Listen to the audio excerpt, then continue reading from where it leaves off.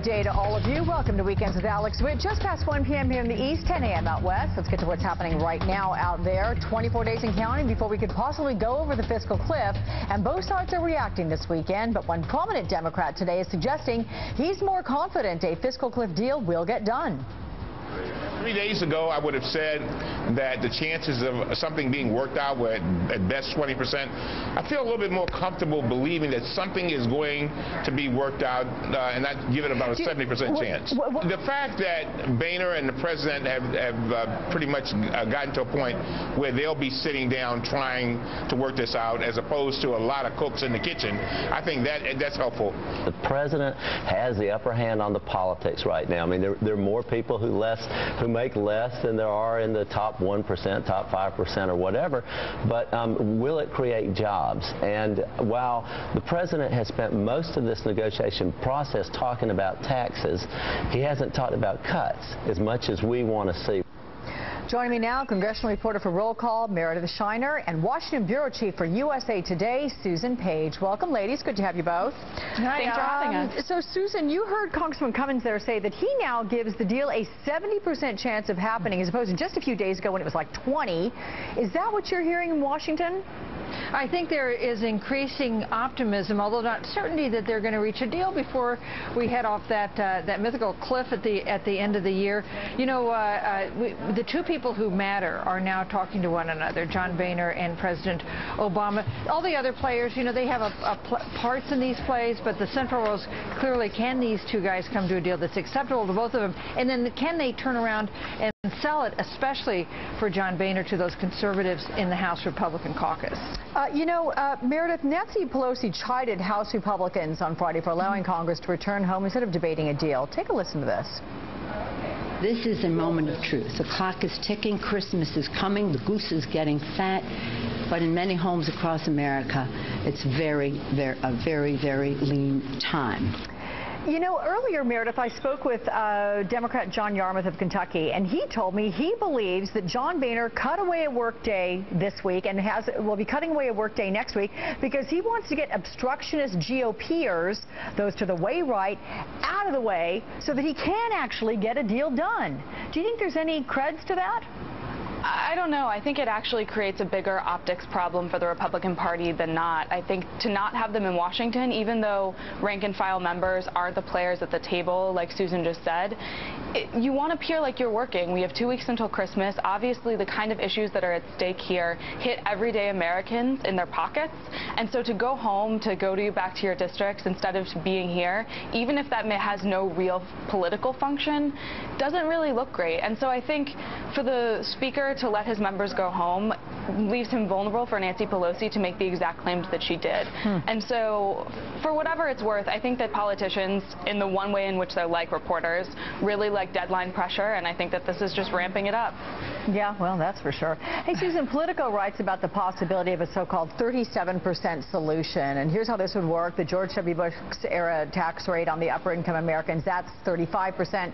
Clinton era 39.6%. Do you think the Democrats and Republicans will agree to go down the middle there with about a 37% tax rate on the top 2%? You know, Alex, the fact is they've been talking about these issues for more than a year, since those grand bargain talks between Speaker Boehner and President Obama in 2011. And we know the shape of the likely deal, and it would be exactly that, about a 37% tax rate hike for top earners in this country. We know that Secretary Geithner and President Obama have spoken that being open to that idea. And John Boehner did himself yesterday, although after he did so in a question and answer period with reporters, he then put out a statement saying he wasn't really meaning to open that door. But we know the parameters of a deal. It likely will include some kind of tax rate hike, although not to Clinton levels for top earners, and some savings in Medicare and Medicaid. I think that is the likely shape of the likely deal.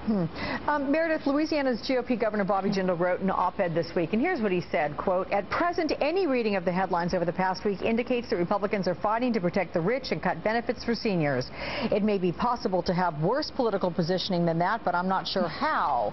Does this mean GOP members are getting it? And do you think it matters? I mean, Governor Jindal doesn't have a vote in Congress. Well, I think, and we were just talking about this is about optics for the Republican Party, and optics for the Republican Party after an election in which they failed to take back the White House and failed to take back the United States Senate. And so I obviously think that they're in a difficult position right now because the president did run on these tax cuts and letting those high-earning taxes expire, and so did all of these senators who ended up pulling out upsets or eking by. And so I think that one of the biggest signs that, the Republicans feel like they're losing on this particular issue is that talk of the debt ceiling and how to extend our nation's borrowing capacity really took center stage this week, because it's the one place where the GOP still feels like they have leverage and where they might be able to try to trade in for some sort of deal, even if it is having a lower rate for some of those higher earners than the president had initially asked for. Meredith, you talk about those who ran on certain principles, and I have to point out then Tim Kaine, who successfully got the Senate seat out of Virginia, a battleground state, and he said, here's what I think, maybe we need to have this $250,000 margin flexible, let it slide a little bit, go up to like a $500,000, that's where this increase comes. I mean, do you think that is viable, if that would be where a compromise might be reached? Well, I mean, that's not just Tim Kaine. This has been a long-time problem for Democrats, having an agreement on what rich is. I mean, you look at Chuck Schumer last year. He imposed a messaging and political tool of a millionaire's tax. He and the White House publicly fought and privately fought over what those levels should be, and the White House decided that 250 level was what they wanted, but that wasn't always what senators wanted, because they realized that they had tough races in states that leaned red. And so this wouldn't be the first time where you had a politician saying something in an election and then doing something else in practice once they come to Congress. But it's not Senator Kaine yet. He's got a little bit of time until he gets to Washington, particularly if they're going to get a lame duck deal. You also have senators representing states where cost of living is a lot different from one to the next also. But Susan, can I ask you something about Twitter? I read a tweet that you sent out today. Color me perplexed. Why would the White House consider closing President Obama's official 120, January 20th, swearing into a press pool? What's this all about?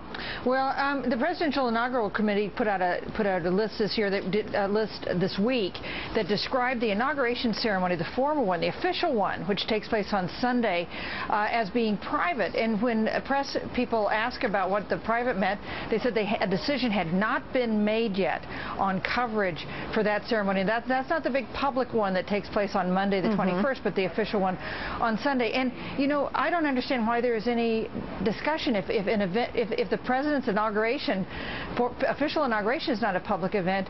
What is? I was covering the White House in 1985 when the same situation came up with President Reagan. His big ceremony was on Monday, but he was privately sworn in on Sunday, and there was a full press pool in there to see that and record it, including photographers. And I hope that this White House decides to follow that same course. Okay, Susan Page. Well, your many followers are also probably chiming in as well with discussion about it. Thank you so much. Good to see you both, Meredith Shiner.